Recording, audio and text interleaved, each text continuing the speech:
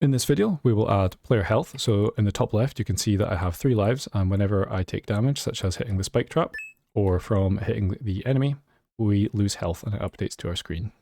To get started, let's swap into our script view over here and make sure you're in the game manager script. The ready function will run only one time in our program. So basically when the node is created or when the game starts, the code inside will run and it will only do that one time.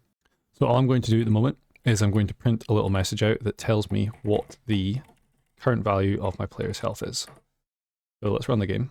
And you can see that down here when we ran the game, it printed the message of 3, which is the amount of health our player has, which is what we set over here in the game state script. So we can see that that is working fine. So if we go back to the game manager, what I'm going to do is I'm going to add a function and I'll call it update player health. And inside of here, we're going to pass through a value, which will be an amount. So how much do we want to update the player health by, which will be an integer. And then inside of this, we will say game state dot player health plus equals the amount. So we're going to use this function from our other scripts. So basically, when the enemy hits the player, we will call this function. We will say by how much we want the player's health to change. And then when this function runs, it will update the player's health. So what I'll also add is I'll print another message for the game state of player's health so that we can see if the value actually changes when we call this function. Now, as I've created this, what I can go ahead and do is, first of all, I will swap over to the enemy script so that we can get the enemy to update the player health. So we'll want to go to this part here where we're checking if the player has collided with the enemy and where we respawn the player. So what we need to do is we need to create a reference to our game manager. So over here on the left, we can click and drag the game manager in, hold the control key and then let go of the mouse. That's going to create a reference to our game manager so that we can call the update player health function we just created. So we go back down here and if we paste that in, so game manager dot update player health.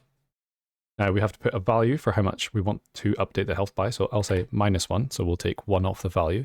So if it's 3 at the beginning, then when we hit the enemy, we should lose 1 health. Now let's run this for now.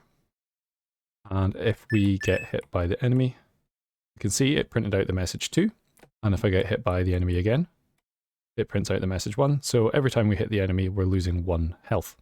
So as that works, I will copy and paste this, and I'm going to swap over to my player script.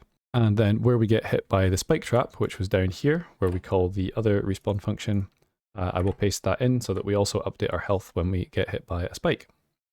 Oh, and of course, don't forget that we'll need to go to the top of the script and we'll need to click and drag in the game manager, hold control key and let go so that we have the reference to the game manager. Now that error will go away, and if we run this and test the spike traps now, we can also see that when we hit the spike trap, the player's health goes down. But one issue we have is that we're going past 0, so we're not doing anything to check yet for the player dying, so let's do that next. If we go back into our game manager script, then in the process function, we can add an if check. So we will say if game state dot player health is equal to 0, then we will print a message that says game over. Now let's run and test this. So there we go. Once we hit 0, we get this game over message, and it just keeps on playing over and over and over again. Because we haven't actually done anything or stopped anything, all we're doing at the moment is printing this game over message when the health reaches 0. We'll worry about actually doing a game over screen in a later video. For now, the final thing we'll do is we'll actually update our player's health in the UI up here. So we're going back into our game manager script. And what we're going to do is on the left here, we're going to open up our canvas layer and we're going to drag out our heart to make a reference to it in our game manager. So you click and drag heart out, hold control key and let go so that we have the reference to the heart. Now, what we also need to do is we're going to use this reference to update the text inside the label in our heart. So if I swap back to my heart here, remember we have a label inside of it, and this is what we want to update. So if I go back to script, and into the game manager, then this reference that I've made, we're trying to actually reference the label that we have inside of that scene. So I need to add in /label. Now in our ready function, instead of printing, we can say heart.text equals str, round brackets, game state dot player health. Now if we run this, then at the start of the game, we can see that it now shows how much life we have, but we now need to get this to update every time we take damage. And the way we do that is we'll replace this print statement inside of our update player health function with exactly the same line of code here. So I'll copy and paste it. And if we run this, then when I take damage, my health is updating in the top left there. Now, again, we can still go to -1 and -2 because we haven't done anything to stop our game at the moment. We just print this game over message. But as I say, we'll do that in a later video.